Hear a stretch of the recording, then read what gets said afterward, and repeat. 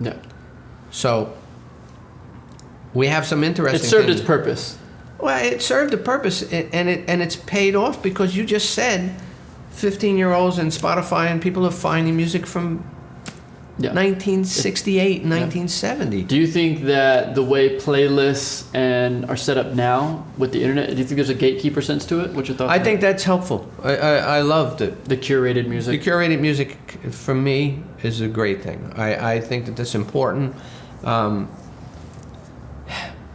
The thing that frustrates me, and I'm sure you're going to ask me at some point about this, so it's maybe a little bit of a segue, is that I take meetings with executives, and the executives I take meetings with 90% of the time are just biding their time because they're not given enough room, and these are major people, they're not given enough room financially to develop, so they rely on data. Yeah. And the data guys, half of them aren't musicians or anything. They just got hired because they love music, and they're data guys. So they're really like a tech company. It's a tech play. So, and that's where the record companies become a tech play in a way. And 200 million Spotify plays, signify something in my estimation about an artist. That's important. But that artist was as valuable before the 200 million plays if somebody recognized that and said, you know what, I'm going to invest in that. That's an interesting point. So basically you're saying that person would have got to 200 million and you could have been invested early and still hit that number. Only because that's what a gatekeeper did. They went out and they kind of became tastemakers. They found that Jay-Z and Russell Simmons and Rick Rubin and all these guys, they went and discovered stuff, and they said, hey, this is going to be great, and we're going to invest in this, and this is what we're going to do. And they believed in it. And the belief system today is based on the data that's already disseminated and given in, and it could be skewed. It could be skewed, it could be not correct, is what you're saying. Yeah, definitely. I mean, think about how we can manipulate shit today. We can manipulate stuff left and right. And so a tastemaker today is somebody that, Is a data miner is what it really is. Pretty much. Yeah. That's what it is. I don't, I talk to a lot of curators all the time, and, there's a few that I've spoken with that I deal with pretty consistently. And they'll actually they've given the reins to find cool shit, That's good. Good. I think it's going back a little bit. I hope. But the real question is what you hit on, which is how do we actually get the good people who should be to even the point of they can't afford it sometimes. They can't afford to go and find themselves somebody who's a tastemaker, who's already got 400,000 followers, but for no reason sometimes, and attach themselves to them. Sometimes people can't afford that, and... is there anything, in your opinion, that they could do on their own to help out? An artist, today they're afforded a lot of opportunities because we have a lot of seminars and this and that give you a lot of, good, solid information. And there's access on different levels. So getting songs in film and TV, people have access to do that. They can go to Songtrader and put their music there for free, until it gets placed. They can go to, different platforms to expose themselves. Going out and performing, I tell them stay away from the major cities because it's pay to play in a major city. That's good information. But 1 hour outside might have 40 bars, and maybe your band at Island Apollo. I thought that they were really, really great in the respect that they took it upon themselves. They all kind of lived together, but they took it upon themselves to sit and go, okay, we're going to do covers for 3 nights a week and make money, and then we're going to do our own thing for the other time, know. And so they found a balance, and it takes a little creativity, it takes some conversation with different people to find a balance. But if you find a balance, there are ways to make money and expose yourself, and you have to be available. You worked for Chappell, Sony, you've won Grammys, you've been the guy in publishing. Even when I met you, everyone was like, this is the guy. I consider you to be one of the experts in publishing. When you look at rights, songs are 200%, not 100%. Yeah. So people get confused by that. Can you explain the difference between the two? Instantly. Well, so you have writer's share and you have publisher's share of songs, right? So if you own the song and you wrote it yourself, you are the publisher and the writer yourself. Say we're just dealing with one person. Today you're dealing with 8 and 10 writers. Gets very confusing. So, and you're splitting pennies. It's even get more confusing and it's not great from a monetary standpoint. But so you have this writer share and a publisher share. So you write a song 100%. So you got 100% writer share, and then you have 100% publisher share. But if you went and made a deal with a publisher, because a publisher could potentially get your song in film and TV or give you an advance if you need an advance or whatever, you could hold on to 100% of your writer share and give away 50% of your publisher's share on the song, which you still own 75% of the song at that point, Right. and the publisher gets 25%. Or you could do a split with them where it's 50-50 all the way around. So they take all of the publishing. Or you can go do a buyout with somebody where they buy 100% of your publishing and you get 100% of your writer's share. Or you can go do what's called sub-publishing deals. So if you're in America, any other country outside of America is a sub-publisher. Okay. And doing a sub-publishing deal, you do 80-20 deals with them. They get 20%, you get 80%. There are all these endless deals out there, and so it confuses people. Yeah. The writer share confuses people. People get confused on how royalties come. There's mechanical royalties and performance royalties. Performances from radio, television, sometimes public performances. Actually, ASCAP, BMI, CSAC, they get a license fee for any place that plays music. So if you walk into Forever 21, they're playing music, they're paying ASCAP, BMI, and CSAC a flat fee. All those monies are collected. And so performance royalties come from that. Mechanical royalties come from a sale of a record, which there's a statutory rate, which is 9.25 cents, I think, per sale of one song wholly owned on a single sold.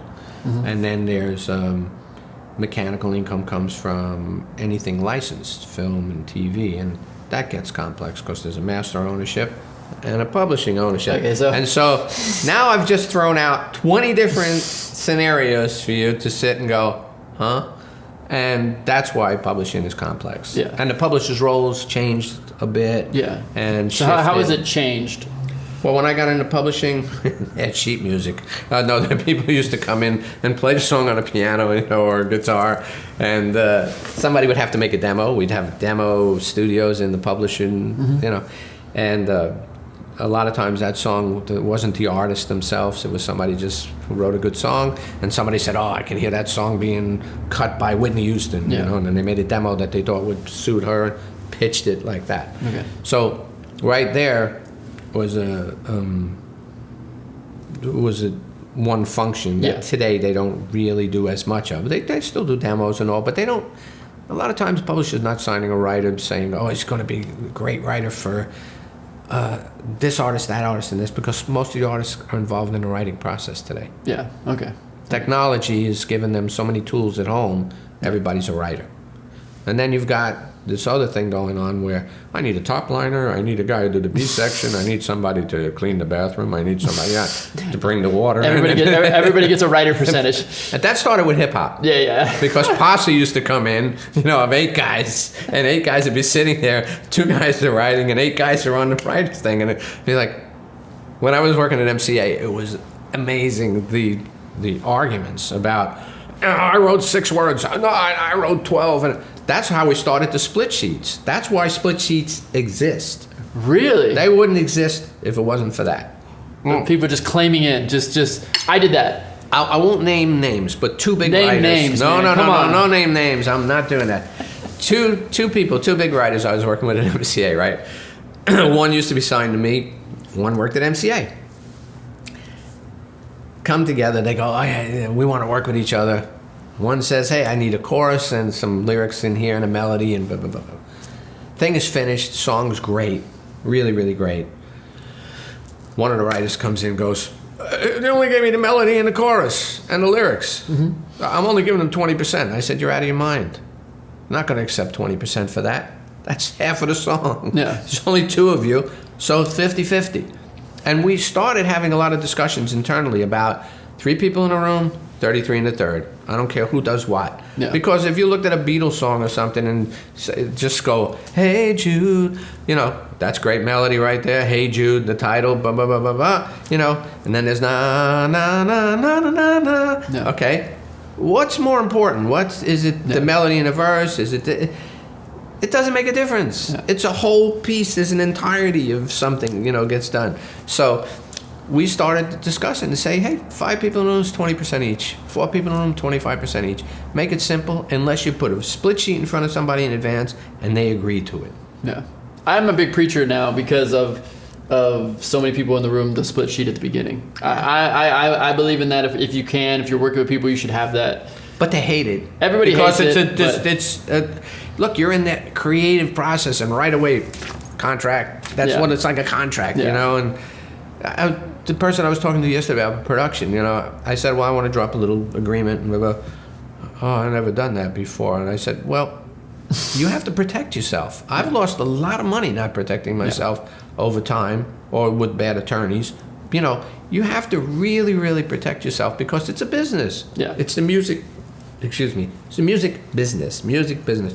There's a reason it's a business, like anything else. Yeah, I think that's a very important, very, very, very important part is the business side of it, because as we build into these brands, it actually becomes even more important, the business side of it. By the way, when I got into publishing, interestingly enough, publishing was not sexy at all. It's not sexy now? Huh? I mean, it is now, right? It became so much sexier because people started looking to publishers to develop writers who were artists and producers. Yeah. And all of a sudden, that's a whole industry in itself now. Well, the publisher became the A&R guy. Yeah.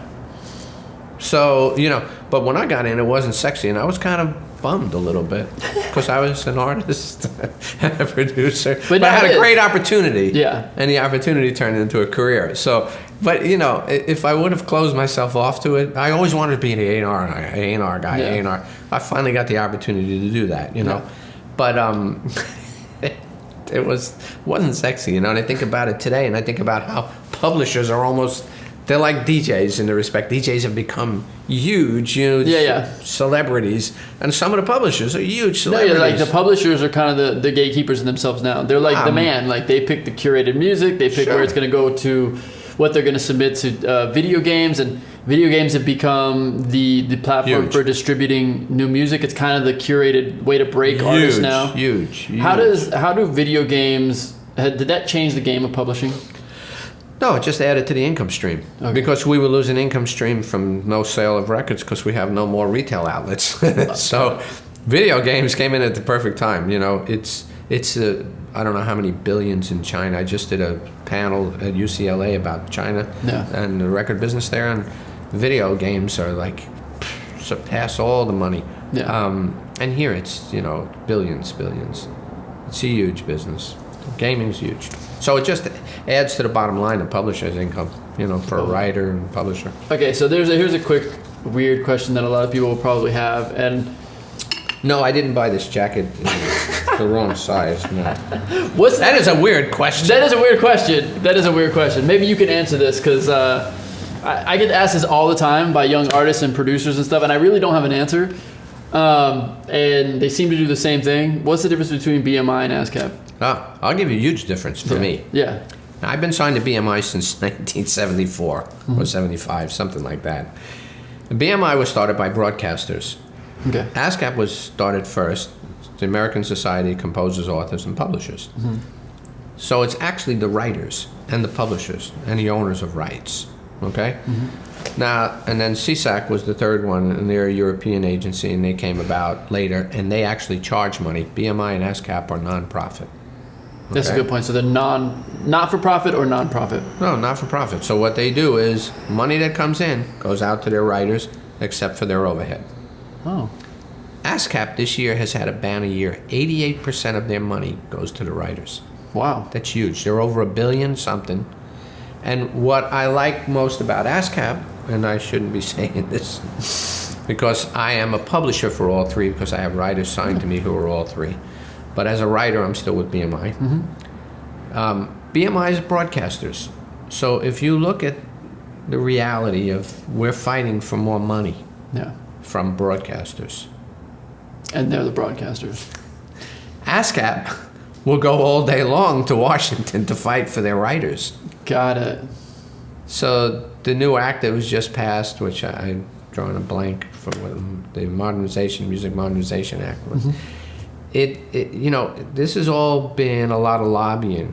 People don't even see that this goes on behind the scenes, But this is huge. And what he's talking about is the percentage of stream rates, because it was set at a certain rate in, the 40s? Somewhere around streaming? There? No. The broadcast rate. Broadcast rate had been set a long time ago and keeps getting reset. Well, they set it up, to its. So now we got the mechanical rate is 9.25, and then the broadcast rates, because nobody anticipated the internet and everything else, they didn't know what to charge, and the publishers made bad deals in the beginning and all this. So now they're just trying to come up with the figures that people can make a living from. And that is what this act is to raise the broadcast rate? Yeah, well, I believe it helps do that. I don't know the full length of this, so I don't want to talk out of turn. Yeah. As a matter of fact, I got a lot of information yesterday, and it was too much for me to digest, to sit and to process, because I really want to know more about what it does, because it affects my writers, it affects me, it affects you. Yeah. So I don't want to talk out of turn. Got it, okay. Just saying, so ASCAP, I favor ASCAP. I just signed 15 writers to ASCAP because I feel like I have a lot of time at the ASCAP. People just spend time with us, and they do these great workshops, and my guys spend a lot of time with me, and I haven't had the same feedback from BMI. But to be fair to everybody, BMI and ASCAP collect the majority of the money, and they're about equal when it comes to the money that comes distributing back. It out. Yeah, so then it becomes who you like and who you connect with, just like anything else. So the next question is steps to setting up a publishing for someone independent, setting up a publishing company. Well, it's easy. You are a publisher the minute you start writing something and you own it. So if you want to start a company, you want to limit your liability, you'd start an LLC, so that nobody could attach anything to you personally. Otherwise, you can do a DBA and just start a company, just file a name, and then pick. If you're going to be a publisher who is just working with you as your own sole writer, pick which organization, your PRO that you want, ASCAP or BMI. You go online. They'll have a publisher application with a fee attached to it. You'll submit names for a company. They'll see if they clear. If they clear, you're now a publisher with ASCAP or BMI, whoever you sign with, CSAC, yeah. And so I don't talk much about CSAC. They do a lot of good things. They give advances and all. I've only met a few people that were signed to it, and I've always never understood. Okay, so they take a percentage of your money. And the thing that bothers me is that it varies. For the deal? For all your money that comes in. Really? I never understood it. It was... Well, it's a for-profit organization, privately owned, and so for me, I never had a feeling that I wanted to be there. I like the people there a lot. A couple of my writers are signed there, and they love it. I'm maybe old school, but I like ASCAP. I think you're pretty up to date. I don't think you're old school. I don't know. I like ASCAP. And they invite me to everything. And even I'm an ASCAP publisher. I used to be on the advisory board. They were very cool. They're run by the people who are writing and producing and publishing. And how cool is that? I love that. So how did you start your publishing company? Well, like I think I mentioned, I didn't know anything about publishing, right? So first thing I did was give away rights on the first record I had out. A friend of mine let me use an office at ATV Music Publishing, which is now Sony, right? Yeah, Sony ATV. Yeah. They had the Beatles publishing, and John Lennon's office was there. So John and Yoko were up there once in a blue moon with Sean when Sean was born, and I was around there. I actually have a nice piece of memorabilia that was given to me by Yoko upstairs. So I got to use this office, and that was like my little parking place. and to write more. I wasn't really writing as much as producing, so I asked questions, but I didn't really have a big interest in publishing. It's terrible that I didn't really understand it. And this guy, Happy Good Day, had Charles Aznavour, and Aznavour, I didn't mention anything about my history, but I played drums for a kind of a mafia guy for a couple of years. I was blessed to have my job in the record industry when I got it. I probably would have been dead already, dating a mob girl or something, you know. That would have been finished. Toast, baby. Anyway, the publishing aspect of it didn't seem that interesting to me because, like I said, it wasn't sexy. And A&R guys were the guys, and producers and artists were. So I was using this office, and they said, "Do you understand how the rights work and all this stuff?" And I really didn't. And I gave away 2 of my songs to an album, a jazz album that became a #1 kind of funky jazz album in Europe. I later on got my rights back to that, got sampled by Beck on the Odelay album. Oh, wow. Waited until, because he didn't put my name on it, waited until he sold 5 million copies, and then we had a lawsuit and I collected money. So I understood quickly about publishing later on. Publishing in the beginning was, you know, until one day I was called for 3 job interviews the same day. One was publishing for Billy Joel when he had The Stranger out. Another one was publishing for April Blackwood, which was Columbia Records Company. And the third one was Chapel Music.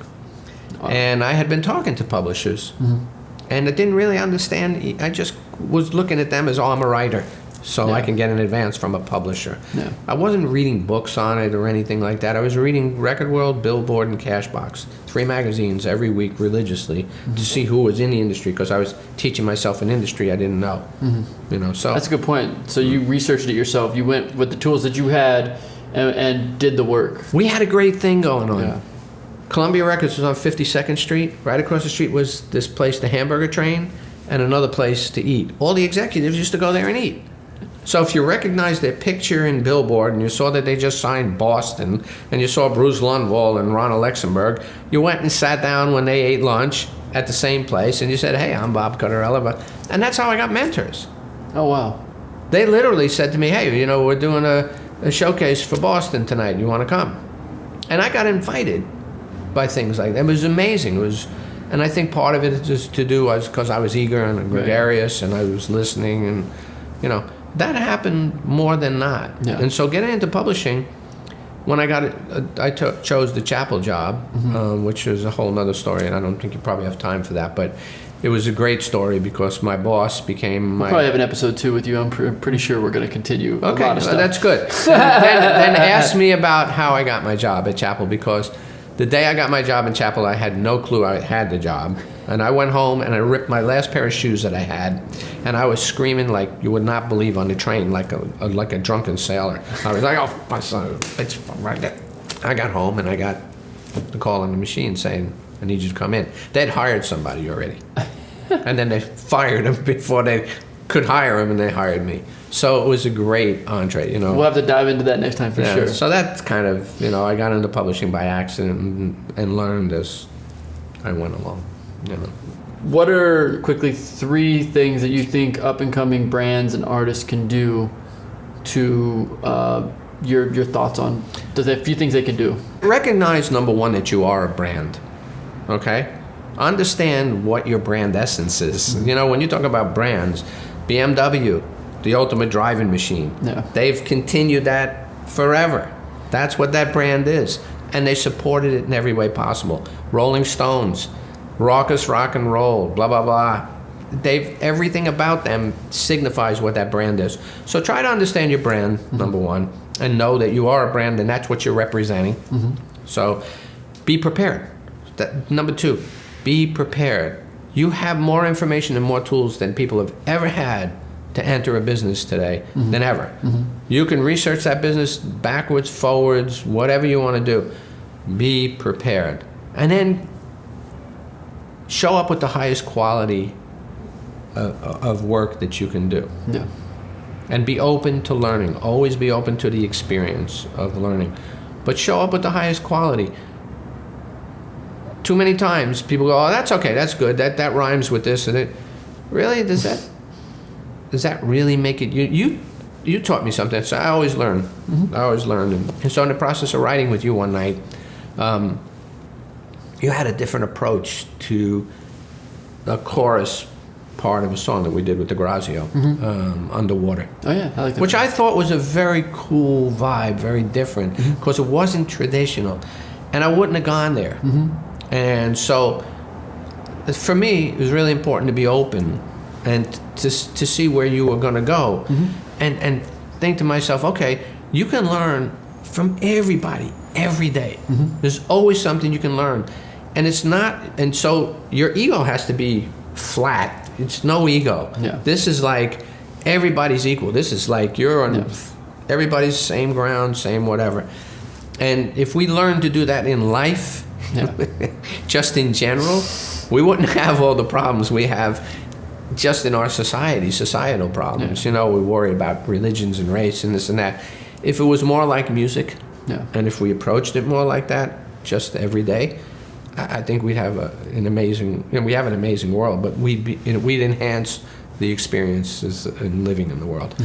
And I think those are three things that are really important. You know, things that I learned by accidents, by making mistakes, and you know, that's what we're here for. Learn. I think it's beautiful. So learn.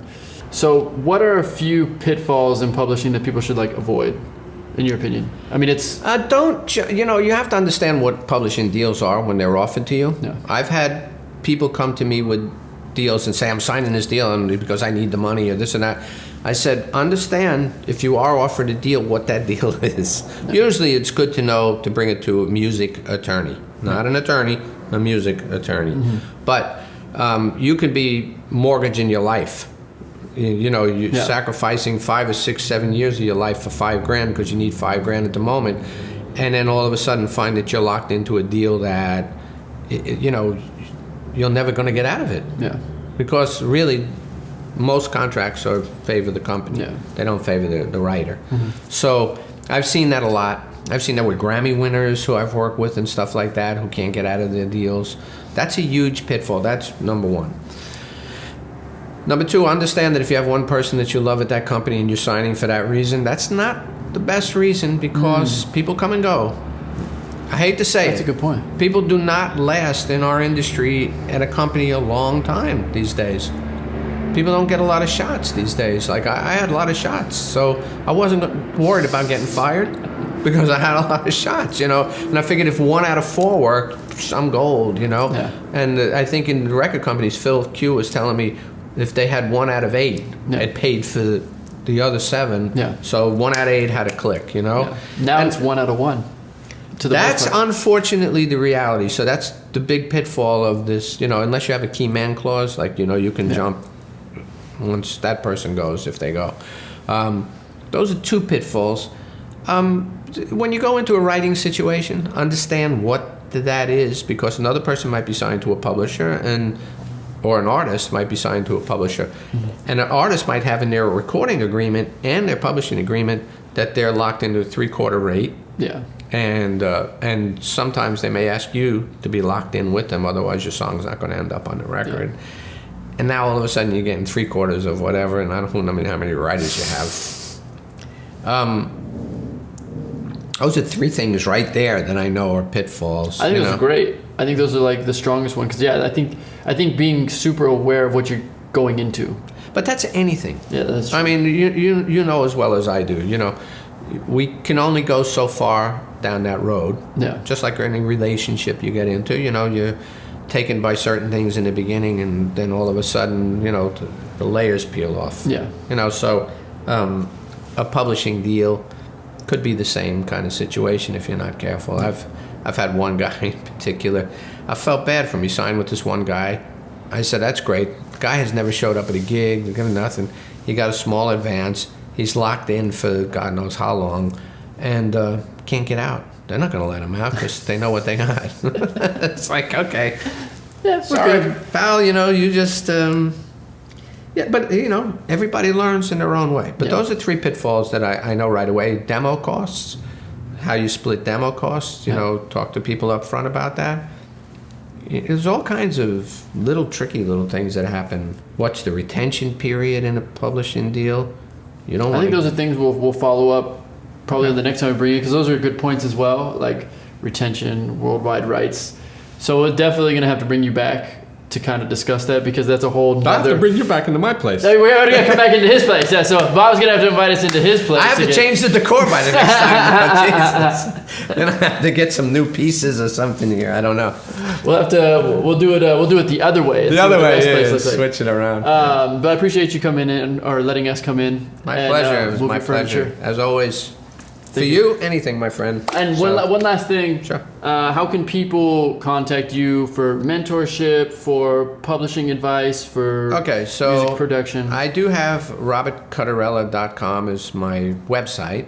And, of course, I always need to constantly update it, which I don't do. Yeah. Shame on me, who's not prepared. But it's Robert, or Robert, Cutarella, Cutarella.com. And then there's Cutarella, Cutarella, at gmail.com. So those are two ways to reach me. Pretty easy. Yeah. Cutarella at gmail, or robertcutarella.com, which leads you to one-on-one sessions, which I'm doing. I'll be doing, if I can, some things now. Yeah, definitely. Okay, so I'm creating workshops now. Pretty much for years I worked for the Songwriters Hall of Fame in New York, and we had these amazing workshops that everybody came through, whether it was Gaga or whatever. And so I'm in the midst of creating that right now with a few schools out here. And very much like what we did, you, myself, and Doug Frank, we'll be doing seminars as well, and trying to start an online program, talking to Berkeley about online classes as well. The mentorship thing is a big thing for me, so I'd like to see, people have to show up prepared, but they'll get a lot of information. Well, make sure to check him out and read up on his bio. Like, who he's worked with is incredible. Celine, Dion, to Josh Stevens. I mean, come on. Hey, you work with Josh. What else do we have to say? Thanks, bro. I'm a lucky guy.